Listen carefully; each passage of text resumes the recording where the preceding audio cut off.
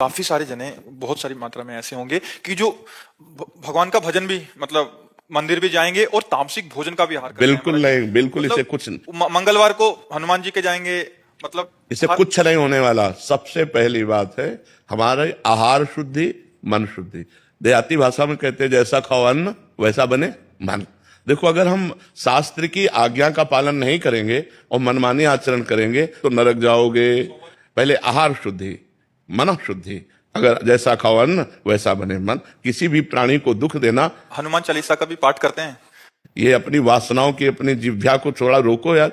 शराब पीते हो, मांस खाते हो, अंडा खाते हो, इस तरह के व्यवहार करते हो और हनुमान जी और शंकर ये ऐसे प्रसन्न हो जाएंगे, ऐसे काम बन जाएगा? कुछ नहीं बन जाएगा।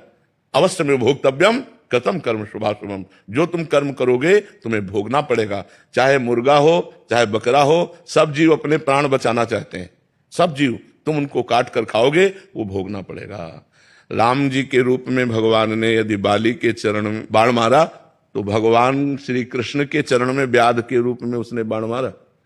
देखो ना, लीला देखो। भगवान ने अंतिम अपनी लीला जो श्री कृष्ण लीला है वो यहां संपन्न की कि भगवान के चरण में व्याध जो है बाण मार रहा है। अब आप विचार करो, जब वो सरकार समर्थ होते हुए भी अपने लीला का लीला दर्शन कराते हैं। श्रवण कुमार के वध का संयोग बन गया दशरथ जी के हाथ से, शब्द वेदी बाण मार दिया।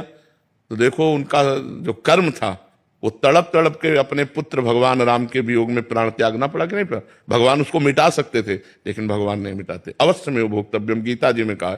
इसलिए हमारी प्रार्थना है कि तमोगुणी भोजन का त्याग करो, सात्विक भोजन और संयम से रहोगे तो तुम में जो बल आएगा वो एक महान पवित्र बल होगा। आज बल नहीं दिखाई देता, चेहरे में कांति नहीं है, विचार में पवित्रता नहीं है। ऐसा नहीं, हम पशु नहीं हैं, हम मर्यादा से चलने के लिए हैं। हमारी मर्यादा बनाई गई, शास्त्र मर्यादा हमारी कानून व्यवस्था है। यदि हम शास्त्र मर्यादा से चलेंगे, शास्त्र कानून से चलेंगे तो हमारा मनुष्य जीवन सार्थक हो जाएगा, नहीं तो निरर्थक हो जाएगा। जैसे आजकल बच्चे कहते हैं हम स्वतंत्र हैं। नहीं, स्वतंत्रता नहीं। माता पिता की आज्ञा की परतंत्रता, शास्त्र की आज्ञा की परतंत्रता, गुरु की आज्ञा की परतंत्रता, कानून की परतंत्रता, अगर ये स्वीकार करोगे तो स्वतंत्र हो जाओगे। अगर मनमानी करोगे तो परतंत्र हो जाओगे। मनमानी स्वतंत्रता नहीं होती, मनमानी इंद्रियों की परतंत्रता होती। जो इंद्री कहती वही हम कहते हैं। आप अपने को स्वतंत्र समझते हैं, इंद्रियों के गुलाम, मन के गुलाम, तो स्वतंत्रता कहाँ है? स्वतंत्रता तब होगी जब हमारी बात पुनः समझ ले, शास्त्र आज्ञा के अधीन चलोगे, गुरु के अधीन चलोगे, संतों की वाणी के अधीन चलोगे। भगवान शास्त्र और संतों के रूप में विराजमान है तो आप स्वतंत्र हो जाओगे, माया मुक्त हो जाओगे। तो आचरण और भोजन ये दो का बहुत बड़ा योग है। अगर हमारा भोजन ठीक तो हमारे आचरण ठीक होंगे, हमारे आचरण ठीक तो हम भगवान को प्रसन्न कर सकते हैं। गंदा आचरण। अभी कल परसों एक प्रश्न आया था कि गांव देहात में महाराज जी क्या है कि छोटे छोटे देवी जी के मंदिर हैं और गांव में किसी के घर में बच्चा हो रहा है या शादी हो रही है तो महाराज जी बकरा लेके और फिर उसका वो करते हैं, बलि देते हैं। फिर महाराज जी फिर पूरे गांव वाले आते हैं, फिर पूरा मांस वो करते हैं, मंदिर भी जा रहे हैं महाराज जी, देवी की आराधना भी कर रहे हैं। ये सब भोजन, ये आसुरी वृत्ति है, इससे भगवत प्रसन्नता नहीं होती। हम सबको बताना चाहते हैं, जगदम्बा को जगत जननी कहते हो तो बकरे की भी माँ है, जगत जननी है ना। माँ अपने पुत्र की बलि से प्रसन्न कैसे हो सकती है? हमें तो नहीं समझ में आता। और जब वो जगत जननी है तो बकरे की भी माँ है, वो भैंसे की भी माँ है, वो गाय की भी माँ है। वो माँ जो जगत माता है वो अपने पुत्रों की बलि से प्रसन्न कैसे हो सकती है? अगर वो प्रसन्न होती तो तुम्हारा मंगल हो जाता। किसका मंगल हुआ बकरे की बलि चढ़ाकर? हमें बताओ। देवी अप्रसन्न हो जाएंगी अगर नहीं किया ऐसा, तो महाराज जी ये भी माने। अगर वो अपने स्वरूप में आ जाए तो सबको चाट जाए उनको। वो तो महाकाली है, महाकाल स्वरूप भी है। तो वो दुष्टों का संहार करने के लिए रूप माता जी ने धारण किया। वो दुष्टों का खून पिया। जो संसार के पवित्र जीवन जीने वालों के लिए वो मृत्यु काल रूप थे, जैसे महिषासुर, शुम्भ निशुम्भ, रक्त बीज। माता जी ने इनका संहार किया। इन बकरी बकरों का थोड़ी संहार करने से माता जी प्रसन्न हो जाती है। ये तो मूर्खता है, कोरी मूर्खता है। कभी माता जी प्रसन्न नहीं होती। हमें लगता है कभी ऐसे कार्य नहीं करने चाहिए और ये सोचो कि माँ प्रसन्न हो जाएंगी। मुझे ऐसा नहीं लगता।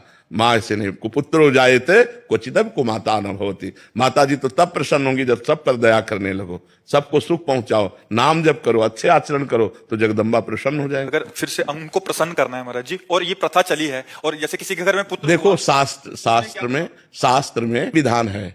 नारियल की बलि, नींबू की बलि, इनकी बलि सात्विक बलि दे। आप कच्चा नारियल की बलि दे सकते हैं, तो ये भी बलि तो मानी जाती है। ये सब मनमानी आचरण है, इससे देवी प्रसन्न नहीं होती है। और देवी को रक्त चाहिए तो चराचर जीवों के हृदय में देवी विराज। देवी प्रपन्नार्थ हरे प्रसीद प्रसीद मातर जगतो खिलस्य प्रसीद विश्वेश्वरी पाहि विश्वम तुम ईश्वरी देवी चराचरस्य। तुम ईश्वरी देवी चराचरस्य, वो चर अचर की ईश्वरी है। उनको किसी के खून की जरूरत है? मां को किसी के खून की जरूरत है? अरे मां तो अपने खून को दूध बनाकर अपने बच्चों का पालन करती है। मां शब्द कितना महान है, वो अपने शरीर के रक्त को दुग्ध में परिवर्तित करके अपने बेटे का पालन करती है। वो दूसरों का रक्तपान कैसे कर सकती है? ये दुष्टों के रक्तपान किए माता जी ने, जो समाज के लिए कलंक थे, जो समाज का द्रोह करके समाज को नष्ट करने में लगे थे, ऐसे राक्षसों को माता जी ने मारा है। शुंभ निशुंभ रक्त बीज महिषासुर। ऐसे नहीं है कि गलत सिद्धांत से न चले, नहीं तो नरक की प्राप्ति होगी। महाराज जी, आज जैसे आप कहते हैं कि भजन मार्ग, अभी तामसिक भोजन भी हो रहा है महाराज जी, फिर हम वही बात कर रहे हैं, और उसके साथ भक्ति भी। भक्ति का उद्देश्य है कि प्रभु का अगर हम पास जाएंगे या सोमवार को या मंगलवार को हम प्रभु के आगे हमारी कामनाओं की पूर्ति महाराज जी, अगर उद्देश्य भगवत प्राप्ति हो, फिर तो महाराज जी उस उद्देश्य ही पता नहीं है। हाँ, लेकिन हम कह रहे हैं कि अगर हमें कामना की भी पूर्ति चाहिए तो हमको गलत आचरण छोड़ने पड़ेंगे, क्योंकि हम जो कामना की पूर्ति चाहते हैं उसमें पाप आचरण बाधा पहुंचाएंगे। पाप का फल दुख है, पाप का फल विपत्ति है, पाप का फल संकट है। यदि आप मुर्गा मुर्गी खाते हो तो पाप कर रहे हो, और वो पाप आपकी कामनाओं को पूर्ण नहीं होने देगा। चाहे हनुमान जी के पास जाओ, चाहे राम जी के पास जाओ, जहां भी जाओगे, जीवों की हिंसा करते हो, जीवों को दुख देते हो, गंदा आचरण करते हो, गंदा भोजन पाते हो, तो भगवान प्रसन्न नहीं होने वाले। और आप किसी मंदिर न जाओ, घर में पवित्र आचरण करो, पवित्र भोजन पाओ और नाम जप करो, तुम्हारे घर में भगवान आ जाएंगे।